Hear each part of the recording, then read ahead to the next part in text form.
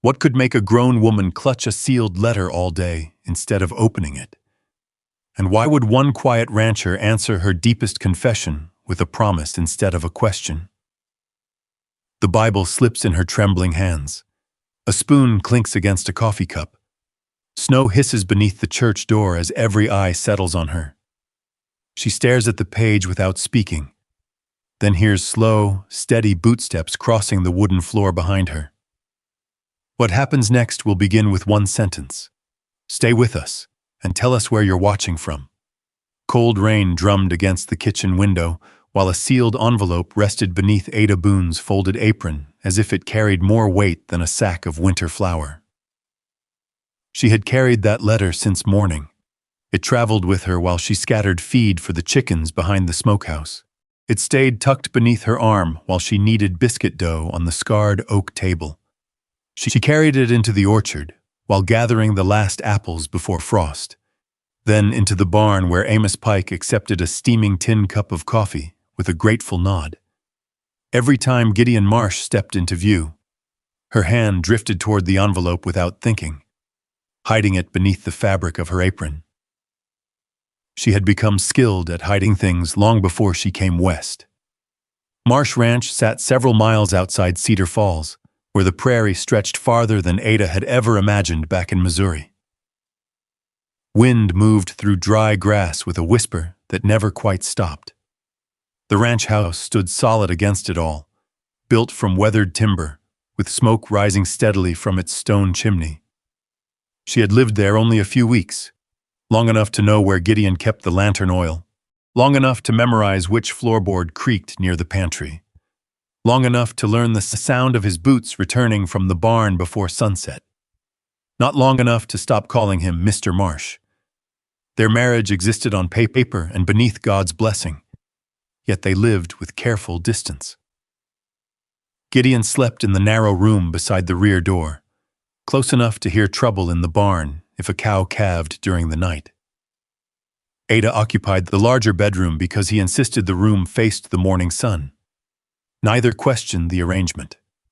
Neither spoke about changing it. Yet each evening they found themselves lingering over coffee a little longer than the evening before. Gideon had noticed small things from the first days after she arrived. She never forgot instructions. If he listed 10 supplies that needed bringing from the smokehouse, she returned with exactly 10. She counted sacks of oats without touching pencil or paper. Whenever ranch accounts appeared on this kitchen table, she quietly found another chore. If a jar carried a handwritten label, she turned it until the writing faced the wall. When wagon signs stood beside the road into Cedar Falls, she admired the trees or asked questions about the weather instead. None of it made sense until that rainy afternoon. The rider from town arrived soaked through, handed Gideon several ranch papers, then pulled one last envelope from his satchel. "This one's for your wife." Ada accepted it with a polite smile. She recognized her own name only because Gideon spoke it aloud. The rider tipped his hat and disappeared into the rain. Since then, the envelope had never left her hands.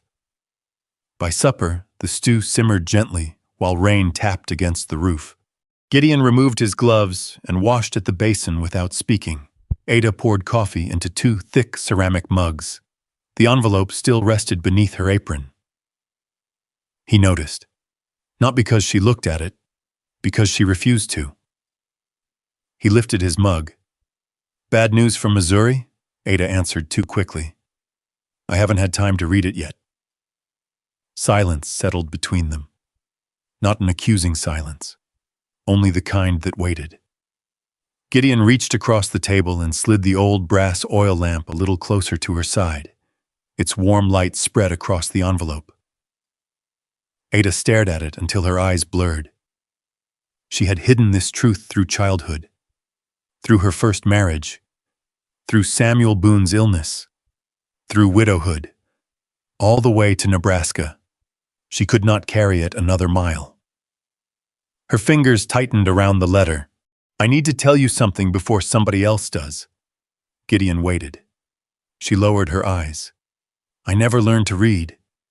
The words barely reached the other side of the table. She swallowed. I can't read this letter. I can't read the signs coming into Cedar Falls. I can't follow the hymns at church. If you wrote my own name without telling me first. She stopped and shook her head. I wouldn't know it belonged to me. Rain struck harder against the window. When I was little, my brothers went to school. I stayed home to work. Then I married Samuel. He read everything for me. She drew a slow breath.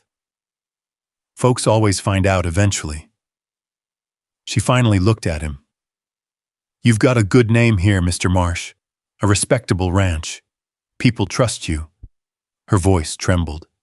You don't need a wife who has to be protected from every scrap of paper. She pushed the unopened envelope across the table. If you want me gone before winter closes the roads, I'll understand. Gideon did not reach for the letter. Instead, his eyes drifted toward a bookshelf standing against the far wall. Dozens of worn books rested there beneath a layer of careful dust. He stood, crossed the room, and lifted down one thick volume with cracked leather corners. When he returned, he placed it beside the lamp, then pulled another chair next to his own. It looked as though it had been waiting there for years. My mother, he said quietly, brushing dust from the cover, used to read this every night. He looked at Ada. Then we'll learn together every night. She blinked. You lessons? I mean stories first. He opened the book. The house filled with the sound of his steady voice. Ada sat stiffly at first, hands locked together in her lap, expecting embarrassment to arrive with every sentence. It never did. Without her realizing it, she leaned toward the lamp. When Gideon reached the end of the story, he closed the book gently. Ada hesitated. What happens next? A faint smile touched the corner of his mouth. Tomorrow night. Much later, after the lamps had been lowered, and Gideon's footsteps faded toward the small room near the back door, Ida opened the trunk she had carried all the way from Missouri. Beneath neatly folded dresses lay another envelope, older, worn soft at the edges. Samuel Boone's final letter. The letter she had carried for 2 years without reading a single word. She pressed it carefully beneath her pillow. Then, after lying awake for several minutes, she took it back out again and slipped it into her apron pocket instead. The next evening, Gideon placed a small slate on the table. He picked up a piece of chalk. Without explanation, he wrote one large letter, A. He turned the slate toward her. This, he said softly, is the first letter of you. He did not ask her to repeat it. He did not test her. He simply waited while she traced the white lines with one careful finger. Then he opened his mother's book again. The following morning, Ada lifted the new envelope into the sunlight spilling through the kitchen window. She found the same letter Gideon had written the night before. A. But the name beneath it was not Samuel's. Someone in Cedar Falls already knew enough to write directly to Ada Boone. For the first time, she wondered if someone else already knew the secret she had spent a lifetime hiding. She carried the thought through breakfast, through the morning milking, and out to the clothesline where cold wind snapped the sheets against her wrists. The envelope remained sealed on the kitchen shelf. Gideon never reached for it. That restraint unsettled her almost as much as the letter itself. Each evening, he came in from the barn smelling of hay, leather, and November air. Ada cleared the supper dishes. Gideon trimmed the lamp wick. Then she placed the slate beside Eleanor Marsh's old storybook. One tale, one letter. That became their agreement. B was for barn, C was for cattle, L was for lamp, M was for marsh. Gideon never spoke to her as ruthless schoolmasters had spoken to children Ada once watched through an open window. He did not rap the table when she forgot. He did not sigh when the shapes slipped from her memory. One night she mistook B for R 3 times. The chalk broke in her hand. I know it, she said sharply. I knew it yesterday. She wiped the slate so hard that chalk dust rose between them. Gideon did not tell her to calm down. He opened the storybook instead. His voice moved slowly through a tale about a sailor lost beyond the Atlantic fog. By the time the sailor found land, Ada's shoulders had lowered. Only then did Gideon redraw the letters. "This one has 2 rooms," he said, pointing to B. "This one has a leg ready to walk." Ada studied them. The next morning, she recognized both on the flower label. Their marriage changed by inches. On bitter nights, Gideon warmed 2 flat stones near the stove and wrapped one in cloth for Ada's feet. She repaired the torn shoulder of his winter coat, matching the stitches so carefully he did not notice until Amos Pike pointed them out. Gideon built a stronger shelf for her preserves. Ada began saving the soft center of the bread for his plate. Amos noticed the second chair beside the lamp stayed close to Gideon's every morning. After that, he finished evening chores without calling Gideon back to the barn unless something truly needed him. By early December, the ranch required feed from Cedar Falls. The wagon road had frozen hard beneath a thin crust of snow. Gideon drove while Ada sat beside him beneath a buffalo robe, Samuel's letter hidden in her dress pocket. At the mercantile, Ezra Tull stacked flour, coffee, lamp oil, and 12 sacks of cattle feed near the loading door. $31.40, Ezra said. Ada repeated the amount silently. While Gideon carried sacks outside, Ezra handed her a receipt. "Best keep that with the ranch accounts, Mrs. Marsh." Ada folded it without looking down. From behind the notions counter, Beatrice Tull watched. On the ride home, wagon wheels struck frozen ruts with a steady wooden knock. Ada counted again. 12 sacks, $2 each. Flour, coffee, oil. "Mr. Marsh," Gideon glanced at her. The total was wrong. He pulled the team to a stop beside a fence buried in snow and examined the receipt. "They charged us for 13 sacks. Ada waited for him to turn the wagon around and settle the matter himself. Instead, he asked, "What would you like done?" She looked back toward Cedar Falls. "I'll tell him." At the mercantile, Gideon stood beside her while Ada recited every item and price from memory. Ezra tried to check the figures twice before admitting the error. He returned $2. Beatrice's eyes moved from Ada's face to the receipt still folded in her hand. Ada knew then that the woman had noticed. Several days later, after the school children had gone home, Ada visited Ruth Harper at the one-room schoolhouse. Ruth recognized Eleanor's slate at once. "She taught me my letters," the teacher said, running a thumb along its wooden edge. Ada almost left when Ruth offered her a primer with a painted rooster on the cover. Ruth said nothing. She removed the cover, wrapped the pages in plain brown cloth, and handed it back.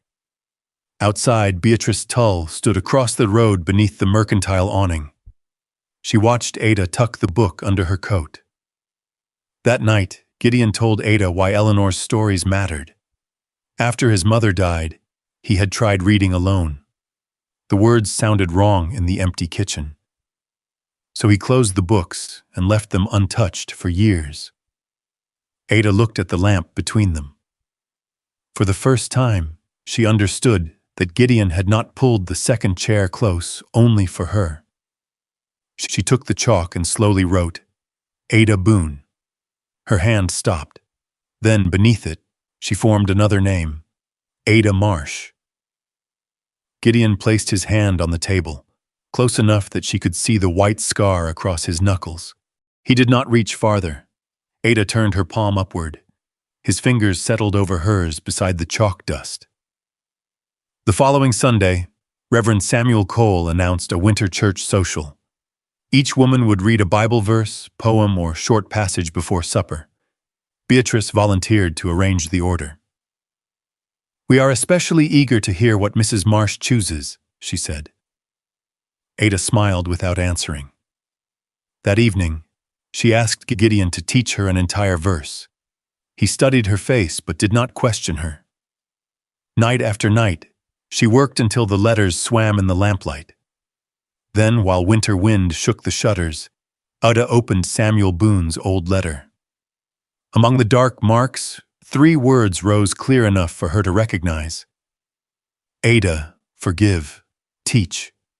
The word stayed with Ada long after she folded Samuel Boone's letter and slipped it back into her apron pocket. She whispered it while sweeping the kitchen. She whispered it while hanging blankets across the porch rail to catch the pale winter sun. She whispered it each evening as Gideon patiently guided her through another line of scripture. By the week of the church social, she could recite 1 short verse from memory. She could not truly read it yet. She had simply carried every sound inside her until the words belonged to her voice. Snow arrived before daylight on the morning of the gathering. It covered the wagon tracks leading toward Cedar Falls and rested along the split-rail fences like folded quilts. Gideon stood beside the horses, fastening the traces. "We can stay home," he said. "Folks will understand." Ada buttoned her dark wool coat. "If we stay home, Mrs. Tull won't understand. She'll think she's already won." He studied her for a moment. "Tch, you don't owe anyone a performance." She climbed into the wagon. A rancher's wife can't spend her life leaving through back doors. The drive into town passed quietly. Samuel's letter rested in her pocket. The verse she had memorized repeated inside her thoughts with every turn of the wheels.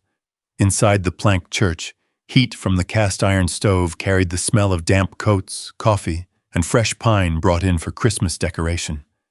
Children laughed near the doorway until their mothers hushed them. Lantern light flickered against rough wooden walls. Ruth Harper greeted Ada warmly. "If you've changed your mind," she whispered, "no one would blame you." Ada smiled. "I came to stay." Beatrice Tull stood near the front with several folded papers in her hand. She directed women toward benches, arranged serving dishes, and quietly decided who would read first. Ada noticed one thing immediately. She never saw her own name on the list. One woman read from Psalms, another shared a Christmas poem copied into a notebook. A rancher's daughter stumbled through a hymn before everyone applauded kindly. Ada waited. Each passing reader made her heartbeat heavier. Beatrice was saving her. Outside, a loud crack echoed across the yard. A cottonwood limb had broken beneath the snow. One team of horses jerked against its hitching rail. Shuttered Reverend Samuel Cole hurried toward the door. "Gideon," he called, "would you and Amos give us a hand?" Without hesitation, Gideon buttoned his coat again. "I'll be right back." He looked once toward Ada. She nodded. The church door closed behind him. Almost immediately, Beatrice stepped forward. "Mrs. Marsh." The room grew still. "I believe it's your turn." Ada rose slowly. I brought a verse." "Wonderful." Beatrice smiled as though offering kindness. "But I've already marked one for you." She lifted a large family Bible from the pulpit and opened it to a page Ada had never seen. Before Ada understood what was happening, the heavy book rested in her hands. The letters scattered across the page like tracks in fresh snow. She searched desperately for the verse Gideon had helped her memorize. It wasn't there. "I'm afraid," Ada began softly. Beatrice leaned closer. "Please begin." The room waited. Someone stirred coffee behind her. A spoon struck the rim of a cup. The stove clicked as iron settled against heat. Wind slipped beneath the church door with a long, lonely whistle. Ada recognized a handful of letters, nothing more. Her throat closed. A child whispered, not unkindly, "Why isn't Mrs. Marsh reading?"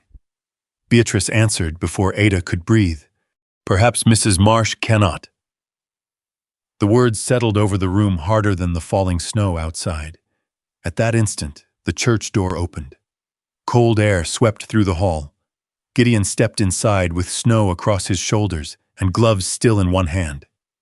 He looked once toward the front. His eyes found the Bible, then Ada's face, then Beatrice. He crossed the room without hurry, without anger. He stopped beside Ada, He never reached for the Bible. Instead, he faced the congregation. My wife never had the chance to attend school. His voice carried through the silent church. She worked while other children learned their letters. She kept a family fed before she was old enough to choose another life. No one spoke. She's learning now. He glanced toward Ada. And she's learning faster than most folks who've had years to practice. Beatrice folded her hands. I only wished to include her. Gideon looked directly at her. Then why did you wait until I stepped outside? The question hung unanswered. Several people lowered their eyes. Reverend Cole slowly approached the front. He closed the Bible with both hands. That will be enough. His voice sounded older than before. We won't use the Lord's word to shame anyone. Gideon turned back toward the congregation. My wife's lack of schooling is not her shame. He paused. What happened in this room belongs to the rest of us. Silence answered him. Then he offered Ada his arm. She expected him to lead her through the small side room behind the pulpit. Instead, he walked with her down the center aisle. Every person in the church watched them leave through the front doors together. Snow drifted quietly across the churchyard. Neither spoke while Gideon tucked the buffalo robe around her knees. Halfway home, he rested one gloved hand near hers beneath the blanket. He did not force it closer. Ida stared ahead. She could not make herself take it. Back at the ranch, Gideon lit the old brass lamp as he always did. He opened Eleanor Marsh's storybook. The second chair waited beside him. Ada stood in the doorway. I'm tired. He nodded. I understand. She closed the bedroom door gently, so moments later she heard one page turn, then another. Finally, the book closed. She opened her trunk. Inside, she folded 2 dresses, her sewing kit, the small purse containing every coin she owned. Samuel's letter. Before dawn, she told herself, Gideon would wake to a quieter house and an easier life. He would no longer have to defend the woman who had stood speechless before an open Bible. Outside, a cow near calving called from the barn. Gideon pulled on his coat and disappeared into the snow. Ada lifted the trunk, carrying it toward the kitchen so she could leave without crossing his room. As she reached the lamp, the edge of Samuel's letter caught against her apron. The paper slipped free. It floated gently to the floor beside the pool of golden light. Ada knelt to pick it up. For the first time in 2 years, the words no longer looked like meaningless marks. Ada lowered herself onto the kitchen floor beside the lamp, afraid that if she breathed too quickly, they would disappear again. The house had grown quiet. Only the wind pressed against the walls, and somewhere beyond the back door, a loose gate chain clicked softly in the cold. She unfolded Samuel Boone's letter with hands that trembled more from hope than fear. The first line blurred. She blinked. Then she tried again. Slowly, patiently, just as Gideon had taught her. She whispered each sound beneath her breath. She stopped. The next word came more slowly. Ada. Her eyes closed. For 2 years she had wondered how Samuel had begun that letter. Now his voice seemed to cross the silence between them. My Ada. A tear slipped onto the page. She brushed it away before the ink could blur. The next sentences came one broken word at a time. She lost her place. Started again. Found another letter she recognized. Each small victory carried her farther. Samuel wrote about the sickness that had settled into his lungs during his last winter. He wrote about the nights when coughing stole his breath, and how frightened he had been to leave her alone. Then the letter changed. Ida found the word forgive. After several careful attempts, she reached the sentence surrounding it. I should have taught you. She covered her mouth. Again, she sounded out every letter. I should have taught you. The words were unmistakable. Samuel confessed something she had never imagined. He had always told himself that reading every letter for her was an act of love.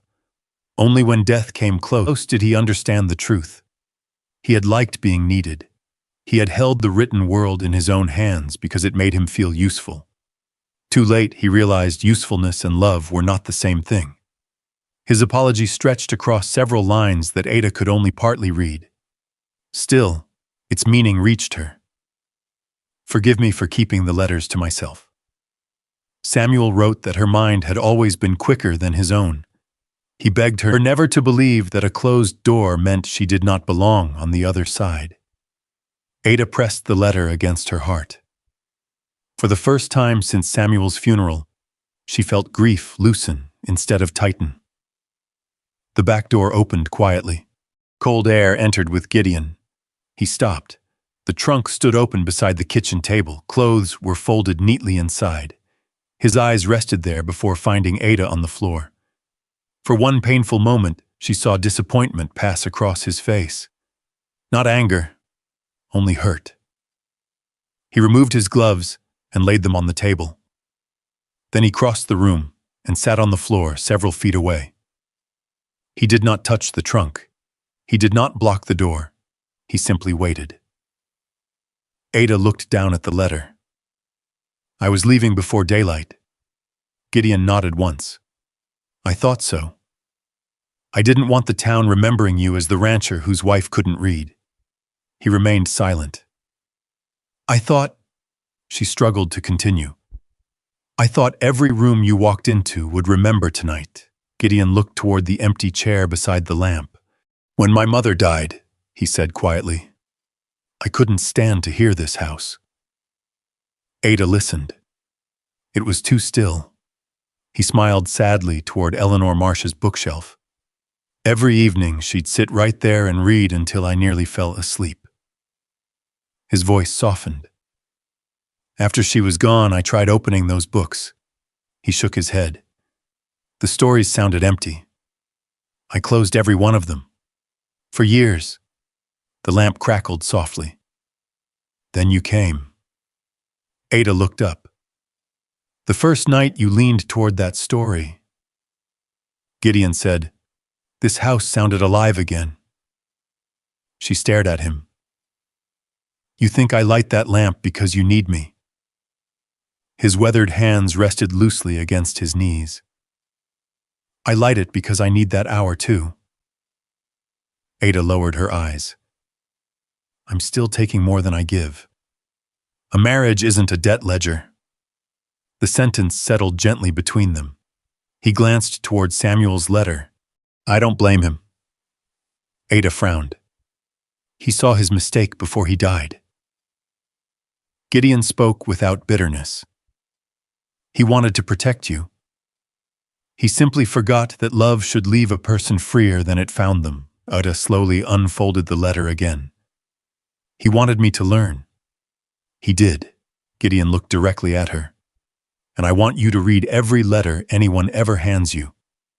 So no man, not me, not anyone, holds the key to words that belong to you." Silence returned. Outside, wind swept across the prairie. Inside, the lamp burned steadily between them. Gideon spoke again. "Stay if you choose this house," he paused. "Not because the roads are frozen. Not because you owe me. Stay because it's where you want to wake tomorrow." Then he stood. He placed Eleanor Marsh's storybook gently on the table. The ribbon still marked the unfinished page from the night before. Nothing more. Ada looked from the book to Samuel's letter, to the open trunk, to Gideon's rough hands resting quietly against the tabletop.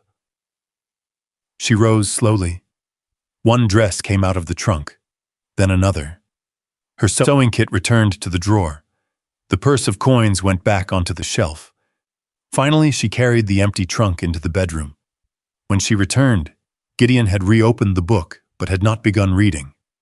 Ada remained standing beside him. She held Samuel's letter toward herself. "I don't want you to read it for me." "I won't. I only want help when I ask." A warm smile touched his face. "I can do that." She sat in the second chair. The lamp burned a little brighter after Gideon quietly turned the wick. Word by word, line by line, she worked through Samuel's apology. Whenever she pointed to a word she could not cross alone, Gideon answered it without taking the page from her hands. Near the bottom, she stopped again. M. He waited. E. Another pause. R. Finally, she smiled through fresh tears. Mercy. She had read it herself. Gideon said nothing.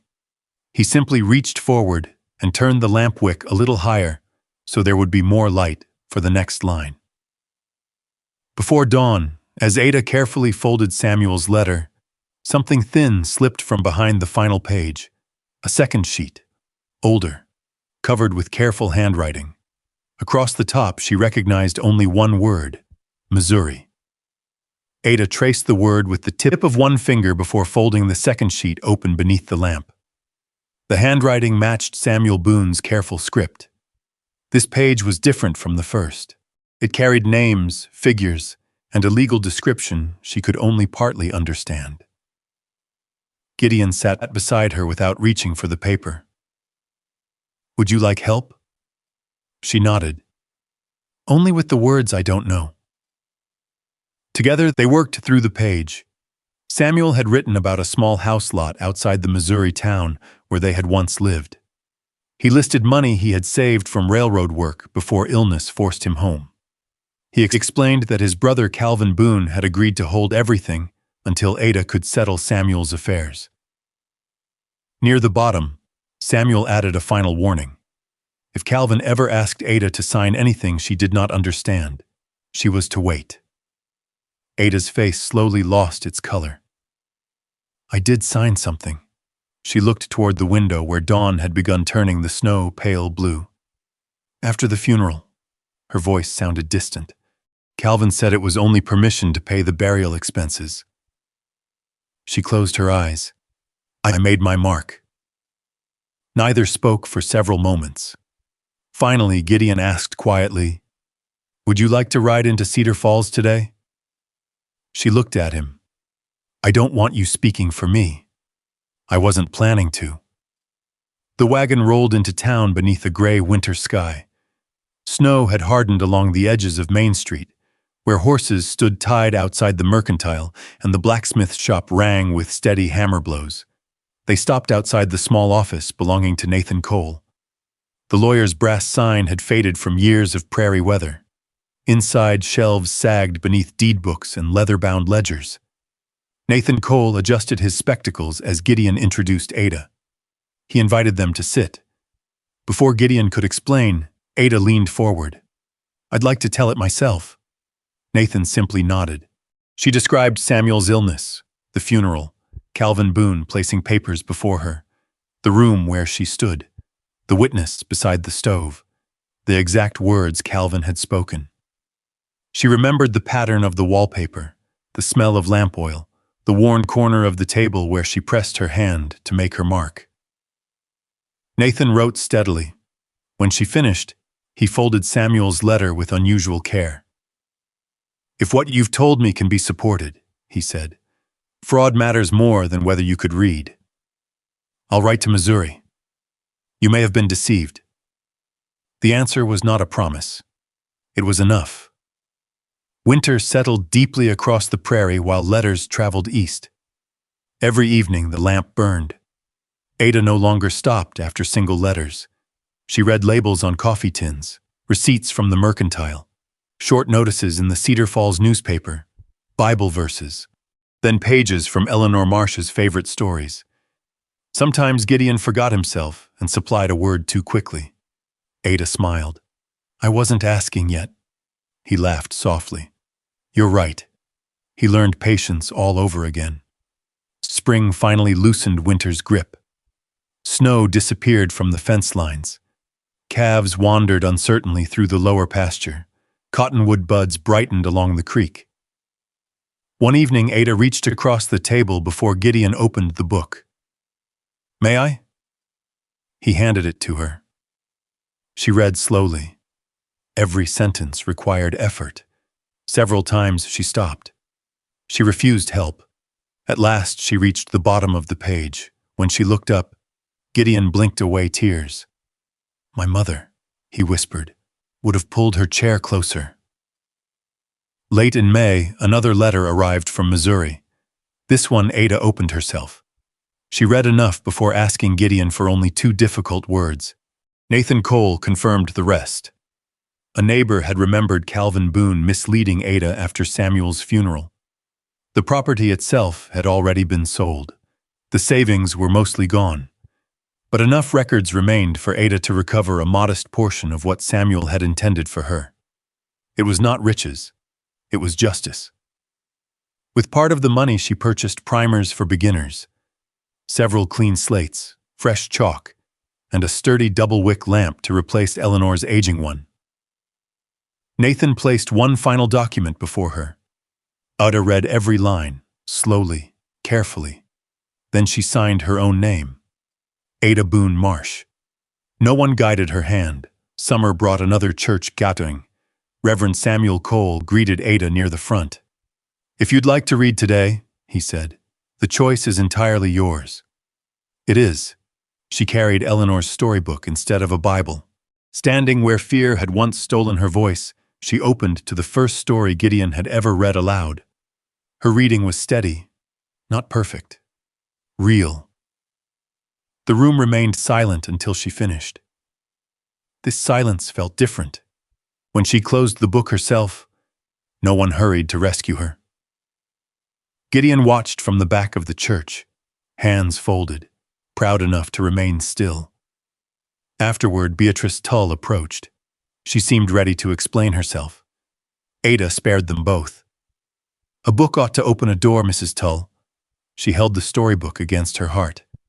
"You tried to use one to close it." Then she walked away. A few days later, Ruth Harper stopped by the ranch.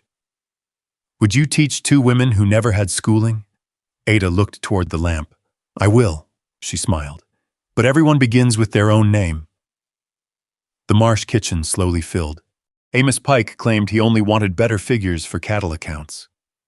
A ranch hand admitted he could not read letters from his daughter. A widowed homesteader brought land notices she had hidden for months. Every evening, chairs gathered around the table. Gideon read stories.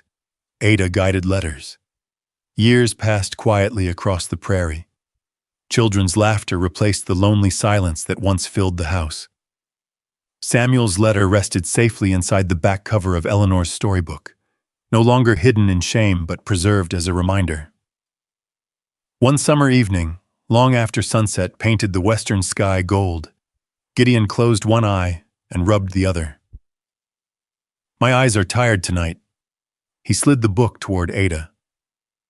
"Would you read?" She adjusted the bright double-wick lamp. Outside, cattle settled beyond the barn, while cottonwood branches brushed softly across the roof. Inside, children gathered on the floor. Ada opened the book. Her hand rested beside Gideon's.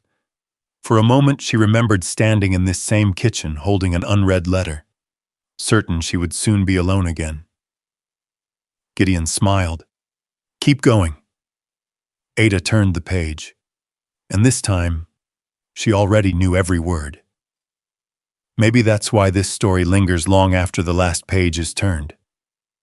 It was never only about learning to read. It was about finding someone who refused to mistake your weakness for your worth. Gideon never tried to stand between Ada and the world forever. He simply pulled another chair beside the lamp and stayed until she could walk through every door on her own. If you've ever carried a quiet fear that no one else could see, if you've ever worried that asking for help would cost you the place you finally called home, then perhaps a part of Ada's journey belongs to you too. Sometimes healing doesn't arrive with grand speeches or dramatic rescues. Sometimes it begins with a patient voice, a warm light in the window, and one person who believes your future is bigger than your past. Samuel's final apology, Gideon's steady kindness, and the laughter that eventually filled the Marsh kitchen remind us that love is strongest when it gives freedom instead of dependence. The finest families are often built one evening, one forgiveness, and one shared story at a time. I'd love to hear from you. What moment in Ada and Gideon's journey stayed with your heart the longest? Share it in the comments, because someone reading your words may need that encouragement today. And if stories of hope, quiet courage, enduring love, and second chances feel like home to you, I'd be honored to have you join us for the next journey. There are many more unforgettable lives waiting just beyond the next trail.